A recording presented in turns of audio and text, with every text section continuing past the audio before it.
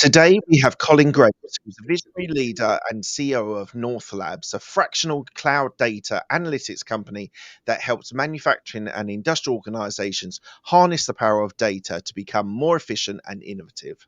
Under Collin's leadership, North Labs has grown into a premier top tier Snowflake partner, the only veteran owned Snowflake partnership in the world, and advanced tier AWS partner. Before founding North Labs, Collins served in the NATO Special Operations during his time in the US Air Force. His deep expertise in consulting, cloud computing, and data analytics has made him a trusted advisor to many companies. Collins' mission is to empower businesses by aligning people, processes, and technology to drive long term success.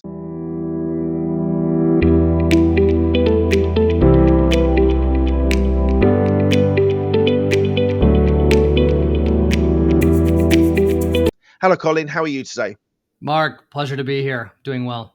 I'm so glad you're with me. And this is a little bit different for us. We get a lot of marketing and we get speakers and tech companies, and this is in the tech world, but it is a very different beast of the analytics side. And we were just talking off before I hit record about my experience of like 8 to 10 years ago when analytics became a real massive interesting and valuable tool for companies, for corporates. And hopefully, we can delve deep into your experience and your knowledge in this industry. So, I'm very much looking forward to it. Thank you, Collin. Absolutely. Glad to be here. First question, as I ask all of my guests, is what does a business mindset mean to you? It really got my gears spinning when you prompted me for that. And if you had asked me this 2 weeks ago, I think I would have given you a different answer. Oh, interesting. Give me Um, both, but give me the one you want to give now. yeah, a couple of weeks ago, I think it would have been getting up every day and accomplishing your tasks and scaling a business and everything like that. But I really think with the help of, I belong to a peer group of business owners in a network called Vistage. They're like my private advisory group. Yeah. And they view a business mindset as capital allocation. At the end of the day, when you are an entrepreneur, whether you're just getting started or you're scaling a $100 million business, your role as a CEO, in addition to being a visionary, in addition to hopefully understanding your mission in the world better than anyone, is to learn how to properly allocate capital and really figure out where you need to apply fuel at various times in the organization to continue moving toward your goals. So that would be my answer. When I think of myself as an entrepreneur now, I think of myself as a capital allocator, which is a thought process for me that I'm still getting used to. But I So think just it so I'm applies to. clear, so capital allocation, you're talking whether you're allocating it money into marketing or money into operations or money into finances or money into employees. So it's you're basically thinking of your definition now is that depending on where you're allocating your funds to grow that business. Exactly. I think there are two varieties of founders. And what I've learned over the years is you have your starter and you have your scaler. And even though I've started a few companies, admittedly, I'm not very good at starting companies. Going Okay. from zero revenue to 5 million in revenue, that's really difficult for me. I'm a lot better at taking a $5 million company and scaling it to 15 million, to 20 million in revenue. And of course, when you're just getting started and the business is smaller, it's all hands on deck. Yeah. As a founder, you're wearing as many hats as you need to get the job done. But over time, hopefully, you're adding people, process, and technology into the fold to where you can step out of the day to day and assume more oversight up in the crow's nest of the ship. And that's really where your mindset has to shift to, okay, I don't need to tie everybody's shoes anymore. I'm Mm. not required for every conversation. Hopefully, I have people who feel empowered to make those decisions within the business. So your role really transforms into, are we staying the course? Are we following the standard operating procedures we've put in place? Is there accountability to the autonomy that we have? And then where are we underspending, overspending? Where do we have bloat? Where do we have demand for more budget, more capital? And that's really where I find myself today is I'm really no longer needed in the day to day of North Labs or other businesses I've invested in. It's really my responsibility to say, okay, who needs more fuel, more Mm, ammunition for what mm. they're doing? And how can we restructure things? How can we apply different weight to varying areas of the business to keep everything moving forward? Because it's not linear. It's not just give everyone a little bit of budget and they'll make it work.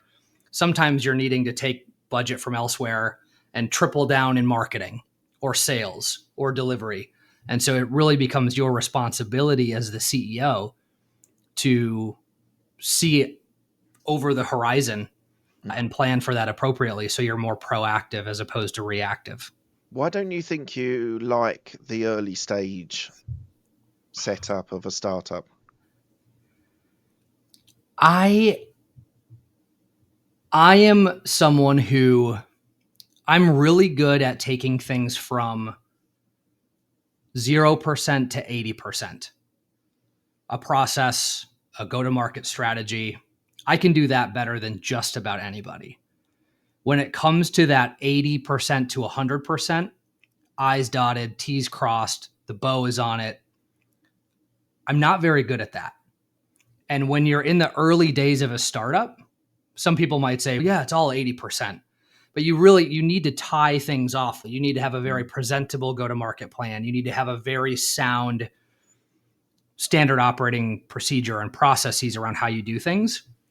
That's a But at the weakness of mine. startup, you don't. That's the beauty of a startup is that everyone's in there. There's no specializations. There's very few processes. You're all in it together. You Right. just sometimes just have to make it work to get Mm-hmm. it to market, to get it to the client. And I'm fascinated by your expectation of yourself and what you've with self-awareness understood by yourself that creating systems and processes and making decisions for a year down the line is what you're good at, Mm. and you're not good you feel you're not good at the early stages. So why do you think you love the processes and systemization stage of growth? I'm fascinated to understand.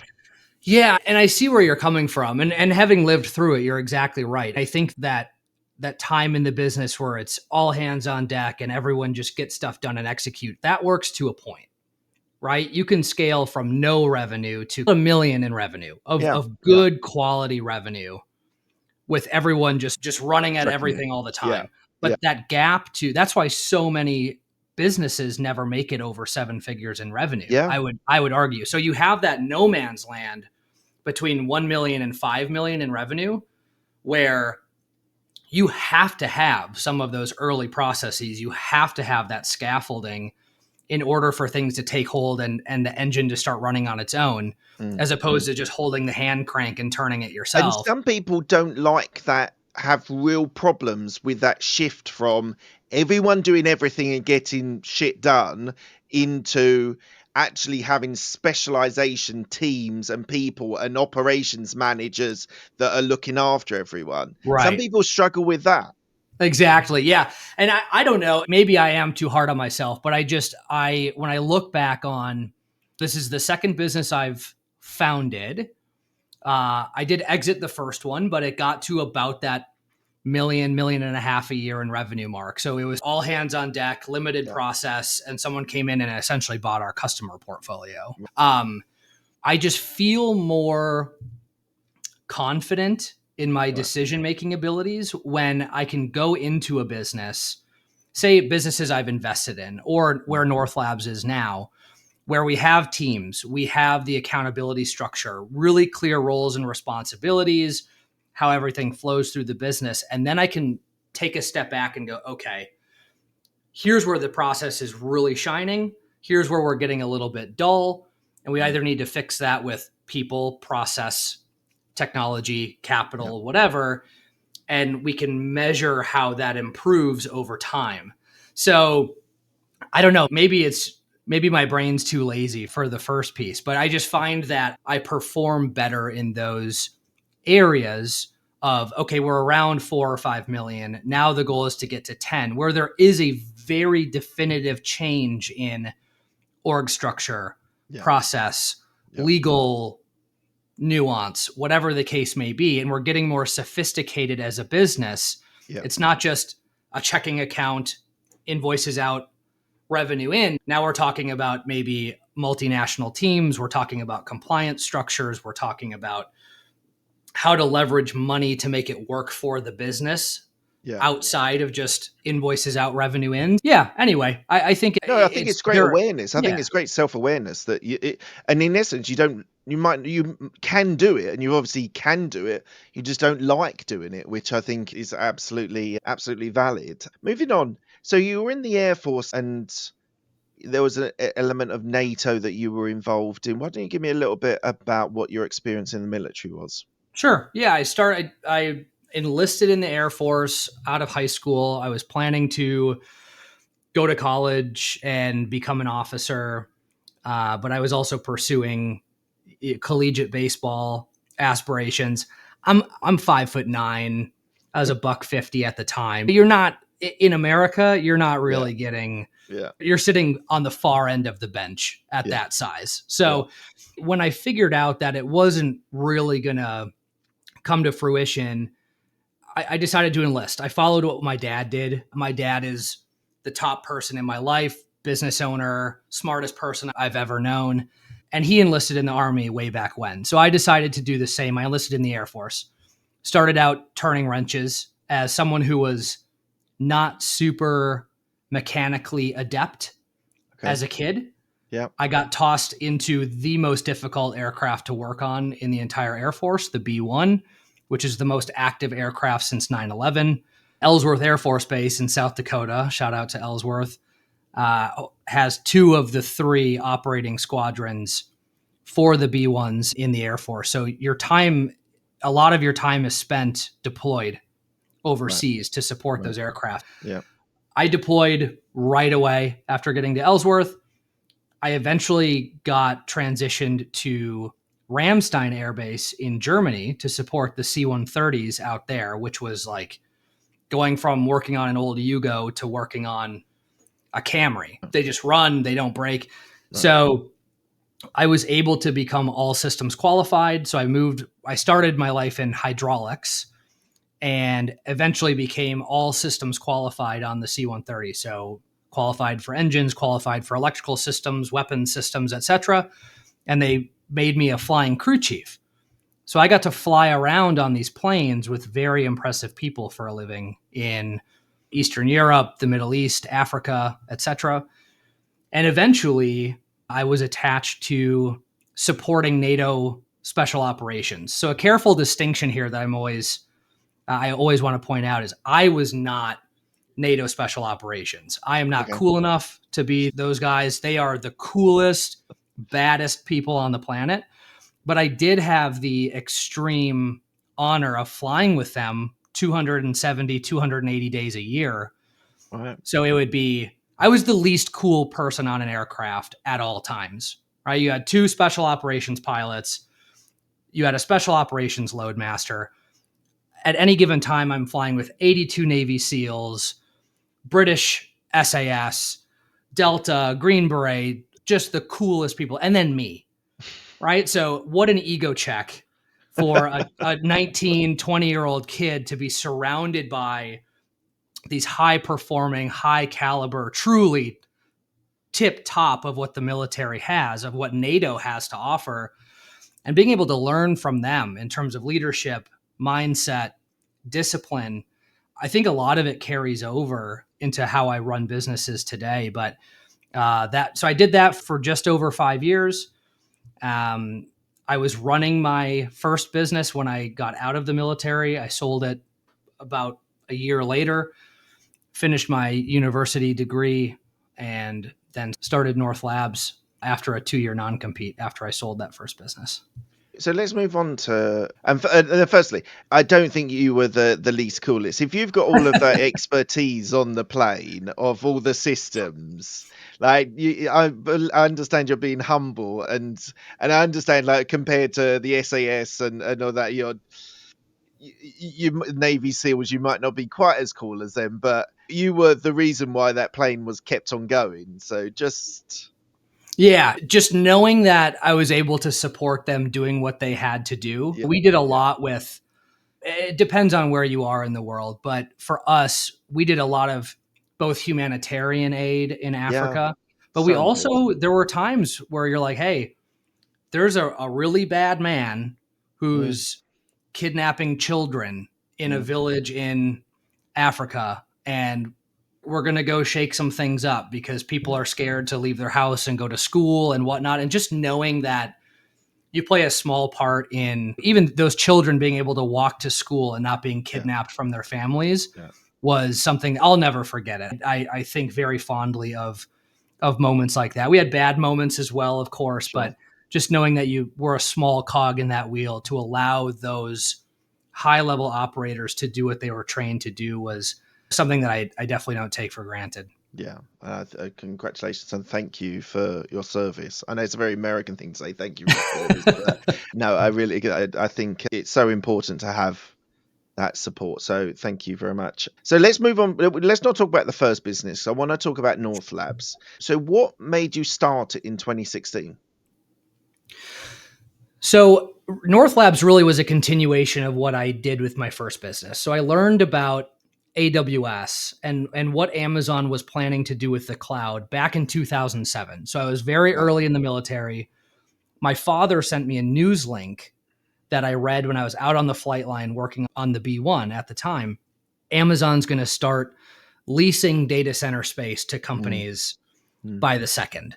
And mm. I read it and I went, gee, this really does seem like a cool concept. So that was Yeah. the cloud Yeah. back then. And for whatever reason, I just said, I need to learn this. I need to figure this thing out. I'm not an IT guy. I like software and systems and stuff like that, but I wasn't a, you know, Before we go any further, what gave you because we're at a point with AI, mhm. and we'll come back to AWS and cloud, but we're at the point. Just a quick one. I just wanted to say thank you very much for joining me today and being with me on this show. One thing that is really, really important I want to share with you is this show is growing really well, and I'm so proud of it, and I'm so pleased that you're enjoying this content. But if you could please hit the follow and subscribe to this channel, it will really help the channel on its being able to grow and the people that we can have on this show. So please do consider if you have a moment, please can you hit the subscribe button and the follow button, and I would really appreciate it. So hold on, I just wanted to talk to you about AI, where you saw a cloud in 2007 and that you needed to be involved in it and you wanted to be part of it because we're at that stage with AI, in my view, and whether it's a bubble, that's another conversation for another time. But it's interesting, like I'm immersing myself as much as I can in AI because I know that it's a future that is going to be massively important for the for business generally. But what made you in 2007 read that about cloud or learn that about cloud and then say, I need to immerse myself, that I need to start a business within cloud? Because it's incredibly, and we all see these trends and we go, yeah, no, that's something that's important. But what made you read that, what you read, that article, whatever it was, and then go, I need to immerse myself and I'm going to immerse myself in that area? No, it's a really good question. And again, I think kudos to my dad because I chatted with him. And if you knew my dad, this is completely ironic because he is not a technology savant. This is a guy who Right. just got his first smartphone 2 years ago, still likes to operate with an atlas book when he travels places, ran his business off of paper. Right. But he had spent a long time at Medtronic where they had done a large data center deployment. And so Right. in chatting with him, the way he conveyed it to me was businesses are no longer going to need to spend $25 million to buy a warehouse, to procure their infrastructure, to set Yeah. it all up, put the sprinkler systems in, hire Yeah. guards, all the on-site staff and the repair techs. They're just going to be able to go and get it. And That was an aha moment for me, because anytime, just like with AI, anytime you offer that much of a better mousetrap to enterprises, Yeah. you're going to get adoption. Mm. And when something is so fundamentally Yeah. different, Yeah. you're going to get adoption. And so at the time, I just thought, hey, I believe in Amazon. They seem to be doing pretty well. Back Yeah. then, they weren't nearly as big as they are. And for me, it was just, I really do think that fundamentally it will change the physics of business. And I want to learn about it. And maybe I'll be wrong. And that's part of the risk of being an entrepreneur, is you have to take those calculated risks sometimes. Yeah. And in this circumstance, I happened to hitch my cart to a Triple Crown winner. Yeah. It wasn't much more than that. It was, I believe in this, the company who's rolling it out. I believe in how the technology can change things. And of course, you always go through your hype cycles and things like that. The cloud had Yeah. that for sure. In the Yeah. early Yeah. 2010s, it seemed like everyone was giving up on the cloud and moving back to data centers. They moved too fast and too early. Mm. But we're obviously now in a position where every organization on the planet is thinking about cloud first. Mm. And what is the percentage of the AWS in the Amazon business? I think I read something like 30 or 40% of Amazon's business is actually from AWS. Is that right? So it's right. The thing to think about is, of Amazon's market cap, AWS, and this is all public information, AWS is $100 billion run Yeah. for Amazon. But the thing that really gets you is Amazon's.com business has single percentage point net profit. It's Right. a low Right. margin, very high. Yeah. Cloud is, the margin performance on the cloud is astronomical. So Mm. AWS has been Amazon's largest profit driver Right. for a very long time, and I don't see that changing. No, How could the they reason why I possibly asked the sell? question. The reason why I asked that question is I had my girls in the car. We were driving to somewhere, and they were asking me about Amazon. They wanted to buy something on Amazon, and we started talking about it. And then they were what? And I said that Amazon started from selling books, and Mhm, they were just like, "What?" I'm like, mhm. "Yeah, they literally only sold books online." And then we were talking about it and all the things they do. And then I said, "There's this infrastructure, this cloud." So we had this quite a detailed conversation about it. And I think it's fascinating, as you say, like AWS has built a hugely profitable business, a hugely and the majority of business people that are not in the industry that you're in or aren't interested in tech would be completely blown away by the size and scale and profitability of AWS. I think it's just a fascinating way the company has been able to pivot and be able to build an incredibly powerful and strong business model where they hadn't really no right to do. And it's gotten to the point, this is a fun thing for your listeners. So I started back in 2007. Amazon was, I believe, about what, a $350 million business Okay. in 2007. Right. Not all that big. When you think about all of the compute infrastructure that they had to run Amazon Mm, back in mm, 2007, mm. they're now adding every day with Wow. new data centers Yeah. for AWS consumption. It's Yeah. massive what they're doing. That's incredible. Okay, so tell me about North Labs. What do you do? Who do you serve? And I just want to get a grasp of your business model. Yeah. So North Labs is a full service data analytics consulting firm. So we help organizations design, implement, and manage on an ongoing basis their data capabilities. And that, it looks a little bit different for every customer depending on the state of their maturity, what they're looking to accomplish, what their business goals are. But we're a one-stop shop for advisory, implementation, and then the ongoing data operations, we call it, Right. and act as that fractional bolt on to their organization, so they don't need to go out and hire a team of 15 or 20. They just bolt us on and we become an extension of their team. And why do you target industrial and manufacturing companies as your niche? That's definitely our largest niche. We play a lot in the technology space as well, but manufacturing industrial is definitely where our reputation is. And it's twofold. One, I'm fascinated by manufacturing and industrial organizations. I grew up in Minnesota, in the north central part of the US, Yeah, lots of manufacturing. I have yeah, lots of family who are in manufacturing. I just find it so interesting that you have to take so many raw inputs, consolidate it down to one manufacturing pipeline, and then you have that distribution arm. It's almost like a bow tie when you're mm, about, and all of that is served with data. So it's a very complex system to make any sort of manufacturing or industrial organization work. And you will always have constraints in that business to solve, whether it's supply chain, whether we're producing too much scrap off the assembly line and can't get orders out in time, or we're not properly planning to order our next round of raw materials, or we have too many products sitting on the shelf not being sold. There's always just an array of constraints in those businesses.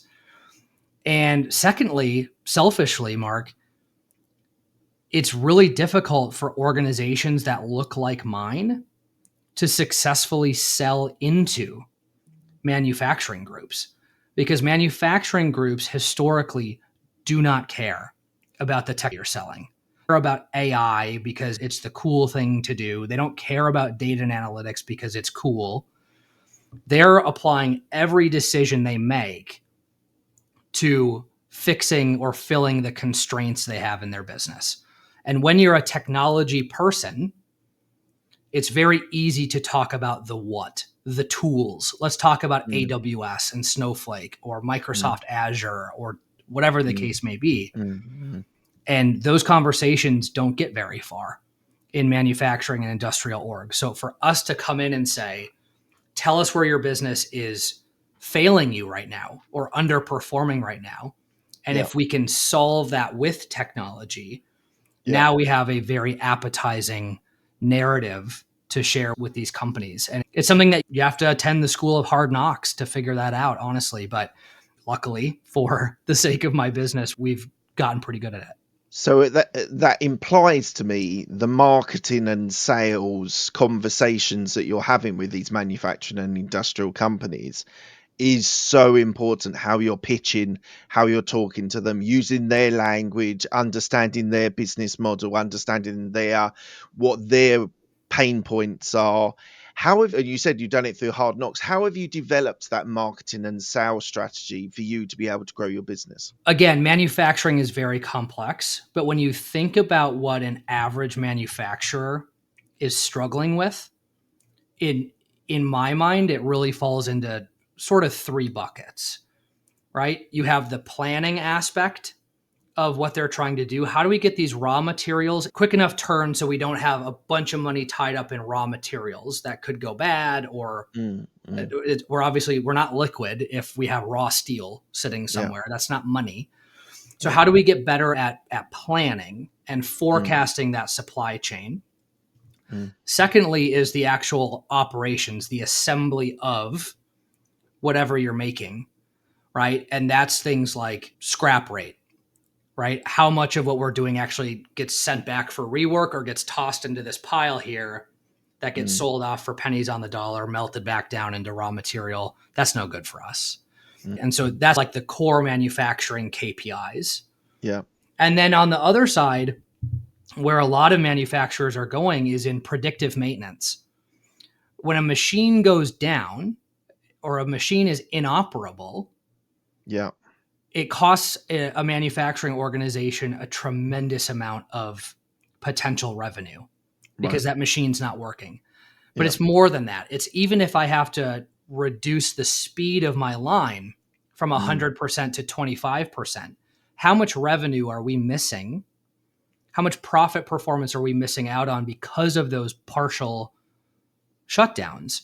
And so yeah, being able to use data and AI to get to a point where you're actually predicting the failure trends of Mm, components within your assembly line, mm, you can now shut them down proactively, fix them proactively, right. which saves oodles of money for these Because manufacturing you're partners. maintaining something rather than it breaking and then stop and then you've got zero.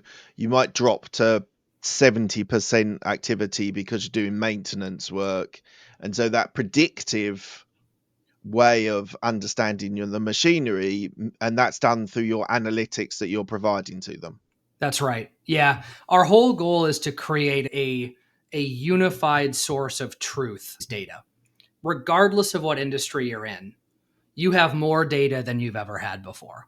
The Yeah. average manufacturing organization in the last 10 years has gone from having something like 68 systems to now having more than 130 data Mm, producing systems in their organization. All of them are creating rich footprints of data yeah. that's really valuable, but they all speak different languages. They're all Mm, structured differently, they all come in different formats. So our goal is to say, okay, we're going to create you one source of truth for all that data. We're going to get all these sources speaking the same language, subscribing to the same laws of physics, and then when we can create analytics capabilities, predictive capabilities that can stretch beyond just one source at a time. It can look across these sources and help really streamline your operations and give you better insight into what's going on, more causal relationships into that data, as opposed to looking at one source at a time and trying to put the puzzle together on your own. fascinating. And I'm really interested about the data that you're collecting. So what for just a typical, let's just say a car manufacturing company, whoever they are in America that you're helping to work with, what are the key data points that you're collecting from an example like a car manufacturing plant? Yeah, and it really depends on use case, right? Because the right answer is not, let's just load all of this data in. All 130 systems, just get it in. And we see a lot of organizations take that approach initially, and it's really disruptive. It's hard to boil the ocean. So typically, when you have any number of systems, anywhere between 5 to 10% of those systems are really the core heartbeat of your organization. So when you think of manufacturing, it's your ERP system, your SAPs, your What's your NetSuites, your ERP Inforce, system? enterprise resource planning. Okay. So those are big systems that do everything from supply chain to personnel to HR, everything in between. And every manufacturing organization has one, Right. right? You have your CRM, your customer Yeah. relationship system, right? You have, and then your core operations technologies will be data that's being collected for the About the assemblies company. themselves, Yeah. connected Yeah. devices, sensors, cameras, whatever that might be. So getting those all ingested, particularly the ERP, because that is historically what they've leaned on the most to learn how to or to figure out how to steer the business.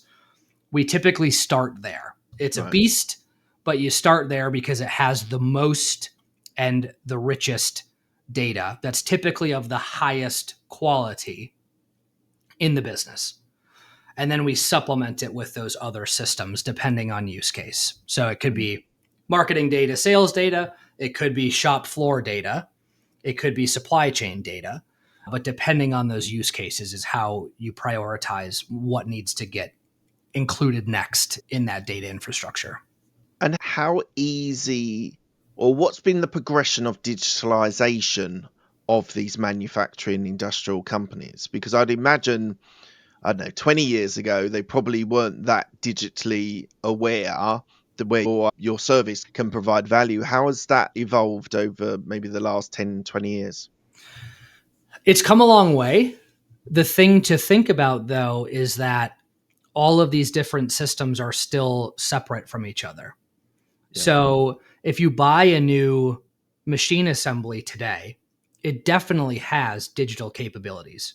It's controlled electronically, it's spitting out data feeds every second, tenth of a second, whatever. But that data is going to reside somewhere completely different than the next machine, than your ERP, than your CRM. So the data is being produced. That's why data is growing just tremendously, the average data footprint of these organizations. The issue lies with, how do I collect all of this data into a unified place that actually brings me business advantage? Because if that data is being collected over here, unless I want to just look at that data, it's of very little value to me. The value comes when you can meld everything together, get it operating under one common picture of the business, and then build your analytics or automation capabilities on top of it. So talk me through an example of a company. You don't have to name the company, but like a company that you've worked with that maybe was struggling with this, and then you came in and then built them a dashboard, built them a way of tracking that, and maybe the predictive side might be really important. But just talk me through an example that you've got. Sure. So we work with a company. They're a Finnish company. They have their American headquarters in Minnesota. They came to us and said, hey, y'all, our scrap is too high. Scrap, for a reminder for your folks, comes off the assembly line, gets inspected. It's not up to par, either gets sent back to be worked on again, or it's relegated to a scrap heap. So they came to us and said, our scrap rate is 23%. So out of every 100 widgets we produce, 23 of them are at least getting rework done, which is taking the spot of another widget that is coming along the assembly line, or we're tossing it over our shoulder into the scrap heap. It's costing us $40 million a year in potential revenue. And so we started with that foundational stuff, collecting data that we thought was relevant. And we were able to pinpoint, okay, it's happening on this assembly line, on this machine. Typically, that's a decent place to stop. We know who the culprit is, so keep an eye on the culprit, right? But we were able to go 2 steps further with that to actually help them. The first was we were able to analyze that data deeper and figure out that it wasn't a subassembly. It was one particular piece of the subassembly called an extruder head. All an extruder head does is extrude raw material that gets used in the subassembly. When it was getting too hot, everything that it touched turned to scrap. We found out that we weren't running in a position where it was like, sometimes it's good, sometimes it's bad. It's all good until it's all bad. And then the machine cools off and then it's good again. So we were able to identify this one piece. We figured out, okay, when this extruder head gets over 140 degrees Fahrenheit, everything it touches turns to scrap. Okay, that's typically a good place to stop. Keep an eye on it, slow it down every once in a while.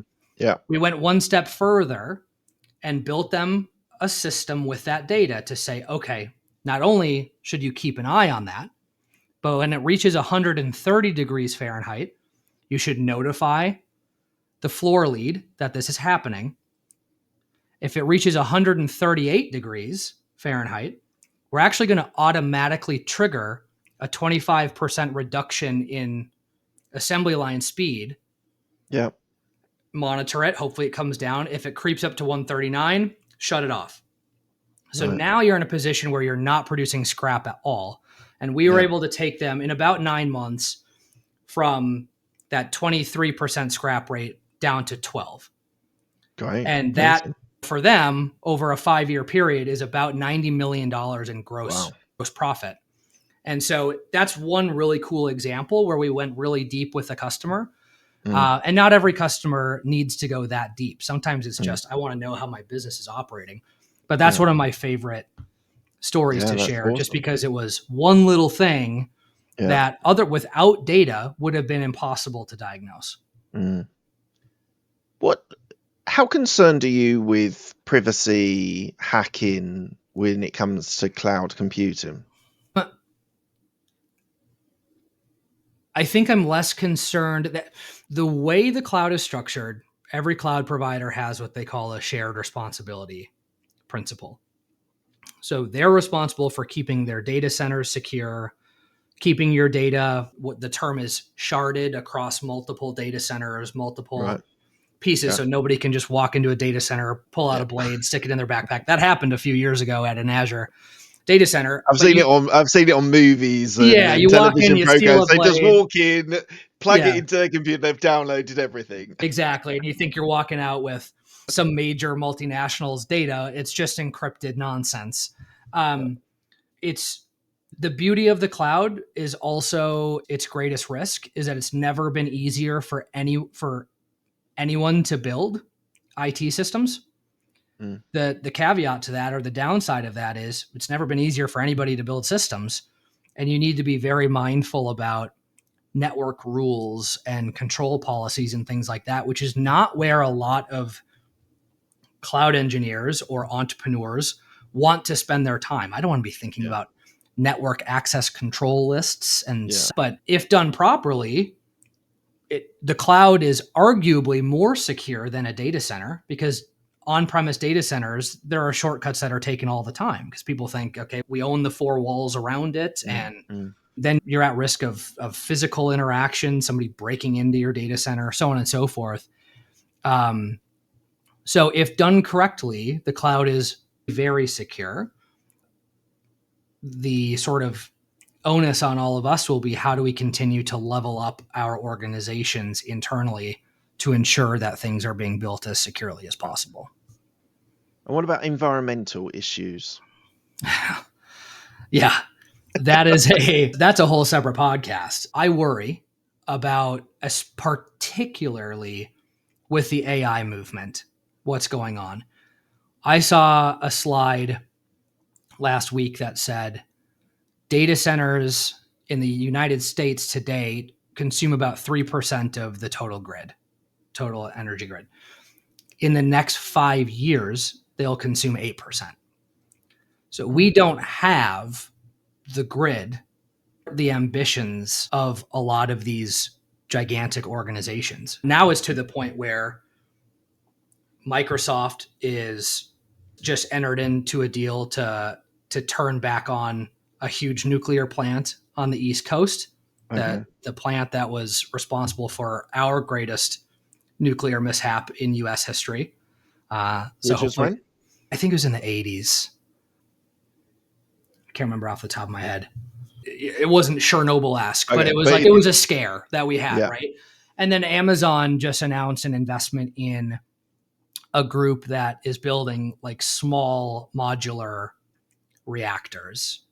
And so it feels like we have no choice in the US but to go toward nuclear investment, which is fine if done correctly. What I worry about, honestly, is how are we going to rush into this to Mm. accommodate the Mm. demand for AI data centers Mm. and cut corners Yeah. and put things at risk, right? Mm. I think if done correctly, great, maybe it is worth it. I'm definitely not an expert in energy production, right? But I just worry about, there's so much demand and so much force behind this that I worry that we'll cut corners and have to pay that price later. Yeah, it is worrying because, as you say, it's constantly growing. Data is becoming more important. Larger data sets are being taken, being consumed, and the world needs to change with that. And the power grid probably isn't up to speed yet, but we need to make sure that we're on top of that. And that's not just an entrepreneurial thing, that's a government thing. And I don't talk about politics in on my show deliberately. Politics and religion we don't really touch that Right. much. But it is going to be a political decision that's going to have to be to enable these companies to be able to get the power to be able to do all these data centers and stuff. Right. So And it's a tough one. for your viewers, the plant is called 3 Mile Island. Oh, okay. Thank you. For those of you who want to look it up, it's been shut down off of the East Coast for a long time, and it's getting turned back on. I'm sure everything will be great, right? But that came as a bit of an eyebrow raiser for, I Yeah. think, a lot of folks here who are like, I thought we were done with that because Yeah. it didn't go so well last time. But Yeah. certainly, I'm sure they'll make sure it's of high operating integrity. Let's hope so. Let's hope so. How have you evolved as a leader over the years? Whew, where to begin?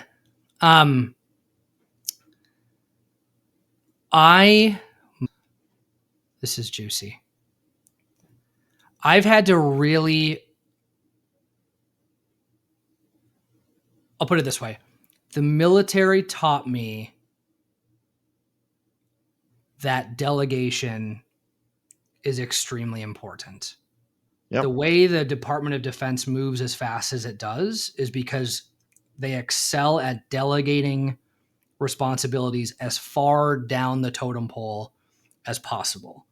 And that, I think, allows us to move faster than a lot of nations' militaries that are much smaller, is because all the decisions are made at the top and people have to figure out how to operate within those directives.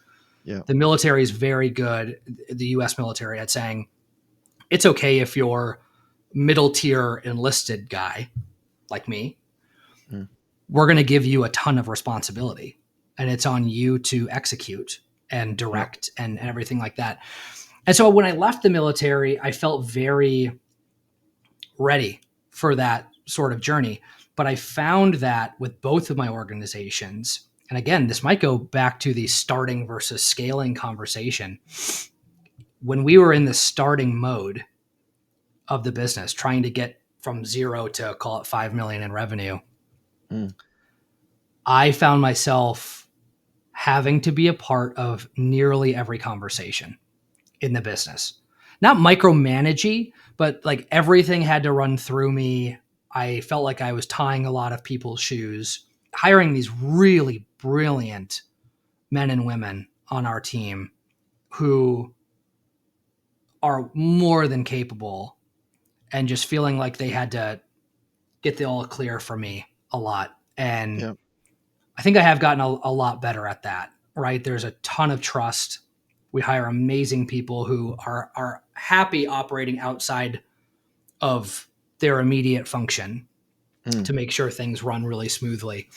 But I think that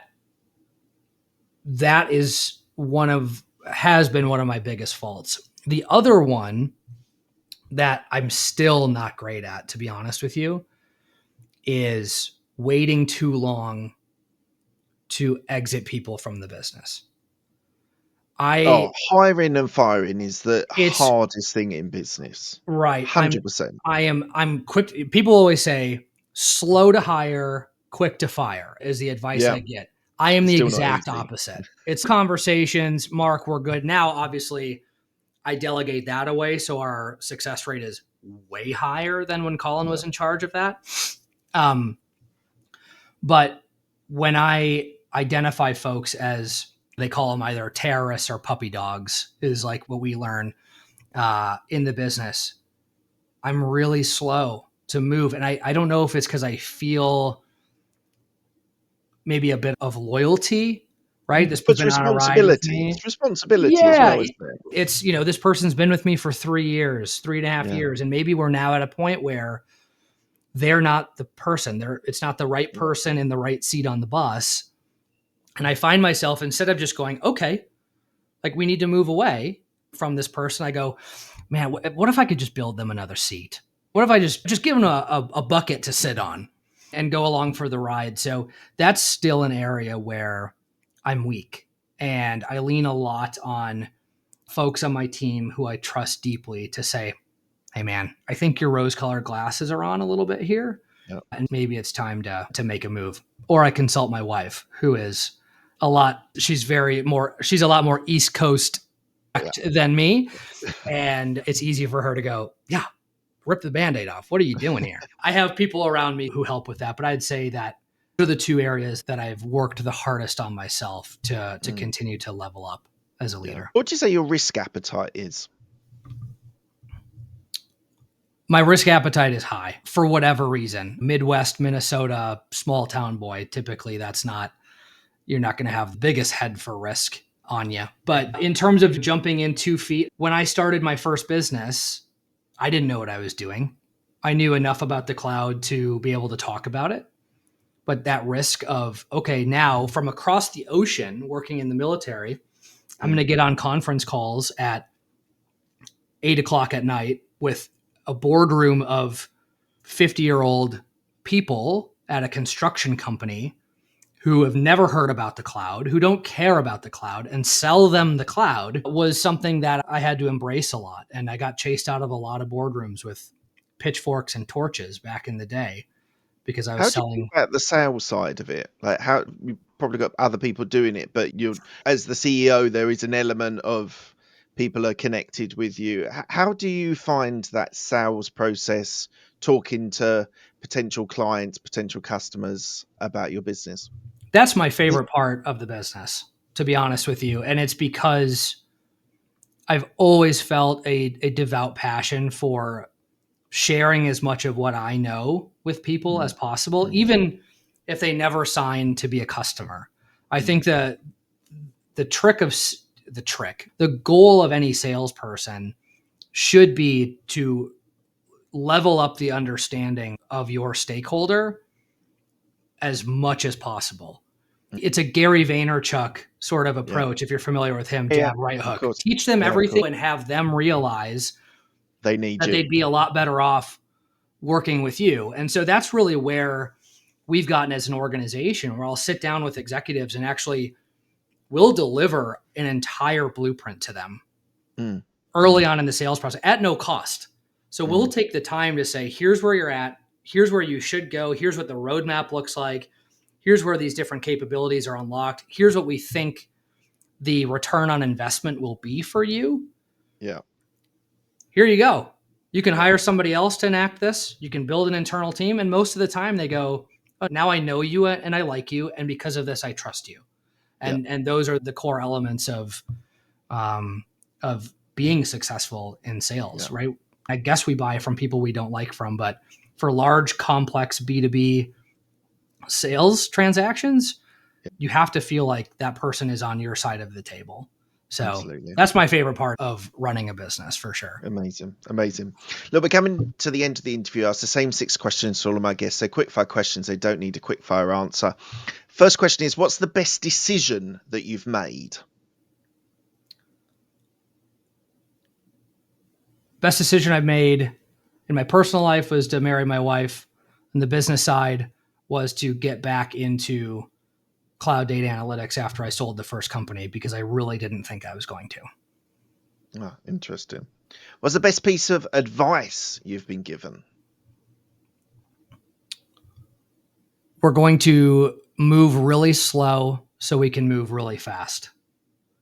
So, not rushing into decisions, giving into customer demands in a pre sales process just to get the deal across the line, taking the time to develop that rapport, to slow down, even though customers are always saying, we need this yesterday, we need it right now, you need to move faster. Really taking the time to be deliberate with everything you do as part of your business relationship with them actually ends up speeding delivery and the growth of that relationship along so much more. I heard this quote, or I saw this thing on with Jeff Bezos, and he said, currently, what I do is I make maybe in a week 5 quality decisions a week, maybe three. It was like a very small number of, and he said it's all about making quality decisions Yeah. rather than quick decisions. Yeah. And that is echoed like the number, like making sure you're making quality decisions for your business to make sure it's continued growth is so like we we've got a podcast guesting agency, and so many times people have said, look, we'll give you this, you deliver that, and we'll probably buy later. And we're now at the stage of our business, we're turning it down Yeah. because like they choose 3 shows, they give you a nice amount of money for 3 shows over what you're charging thing. We've had this recently, and you just know, I just know now they're going to take those shows and then not renew for a larger package, Mm-hmm. because even if you can deliver an amazing service and it all works smoothly and they have a great experience, they're only in their head committed to 3 shows. So I Right. think it's really important and this is the sort of tip and what I've taken from what you said is like making long-term decisions for your business and don't just always take a shortcut to the dollar, whatever that dollar number is, that dollar number. You need to make long-term decisions because there's all the infrastructure stuff of setting a client up, whether you're dealing with a small client or a huge client. You always have an element of that investment to get Yeah. the company set up or the client set up. Yeah, I think that is a great quote, and I'm glad I remember Jeff Bezos basically echoing. I don't know if you heard that from Jeff Bezos or Jeff Bezos heard that from you, Colin. I'm sure he did not hear it from me. He's not on quick dial on your phone. Not yet. Yeah, you'll get there. Don't worry. All right, next question. Who's the person that's helped you most in your career? My father. I know I've mentioned him more on this podcast than I ever have before, but he's the hardest worker I know. He was the first college educated kid in his family, grew up in a small farm town, joined the military, served honorably for a long time with the army, worked the corporate gig for a long time and learned a lot there, and then went off on his own because he wanted that independence. And just growing up, and he did that in my very formative teen years, Mm, just watching him make that transition, seeing the freedom he had to accompany me on my traveling baseball schedule literally every day and work with customers and build that reputation around the town we grew up in as being arguably the highest quality business of his variety that was available really instilled a lot in me. He's just a remarkable person. But I do have to give a shout out to Chuck Stansberry, one of my okay. former military sergeants. I was a bit of a troublemaker in the military. Not anything crazy, but I like to push the limits. It basically everything I did. And Chuck Stansberry was very firm as a mentor. He had very precise standards that he required of me.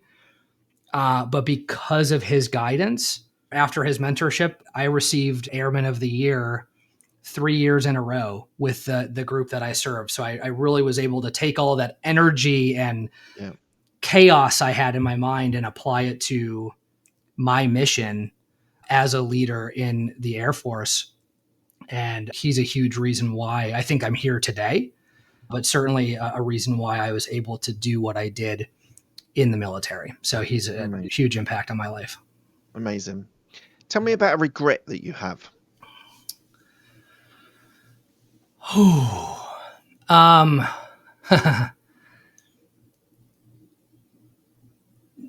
not listening to my gut earlier on in North Lab's existence around where I think we needed to go. I had folks on my team who I had my vision for where I wanted things to be, what I thought would work for us. Mm, And that was met with a lot of blocking from folks who I ultimately exited out of the company. But there were about 2 years where we grew very flat in the early days of North Labs because we didn't allow ourselves to make these moves and ultimately take strides toward my vision.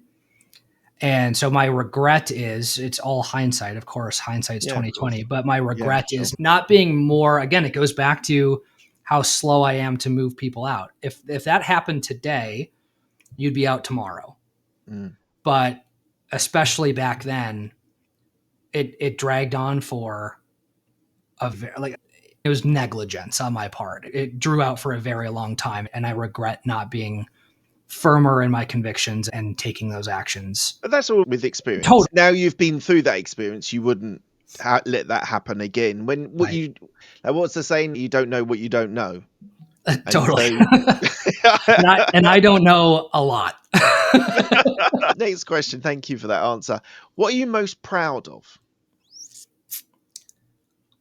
I'm proud of the life I've built with my family.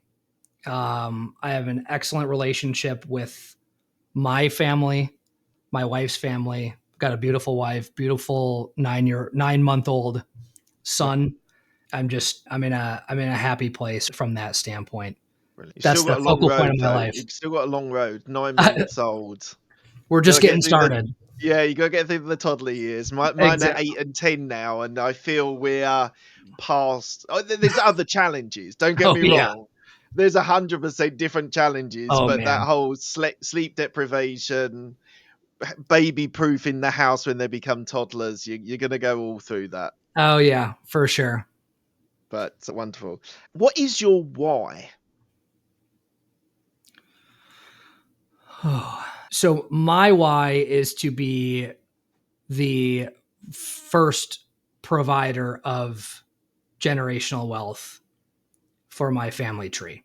Both of my parents worked extremely hard their entire career. My wife's parents worked extremely hard their entire career, but we don't come from a lot. And so everything was, I'm going to go work really hard. I'm going to go get it. We have to go with less sometimes because things were tight. And my overwhelming why is being able to plant my flag in the ground as the recipient of all that knowledge and love and empowerment growing Yeah, up, and be able to provide for a lot more than just my immediate family from a generational standpoint. amazing. What a great reason. What does legacy mean to you?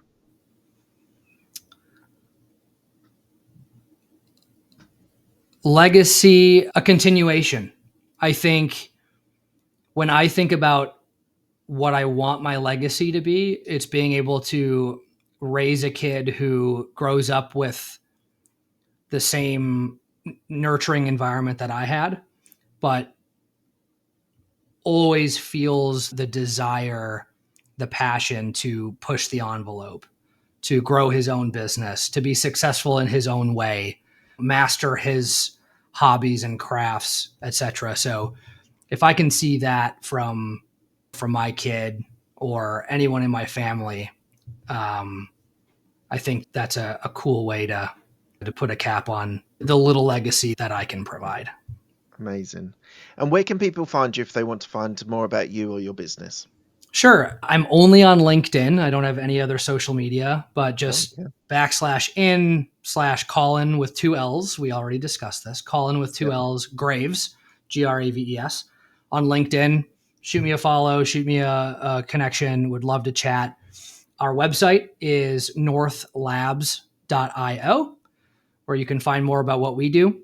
And if you happen to be in that sort of position where you're looking to design data capabilities, again, we do that blueprinting effort for free. So you can either go to North Labs' website or you can go to buildmydatablueprint.com. Amazing. And that is just a little shortcut to the particular page on the website that can get you hooked up. Brilliant. Thank you so much for your time today, Colin. It's been an absolute pleasure speaking to you, learning more about data analytics. It's something that I think we need to develop and think about, and hopefully, some people have been inspired and educated on this show. So, thank you so much for your time. It's been a pleasure. Truly a pleasure, Mark. Thanks for having me.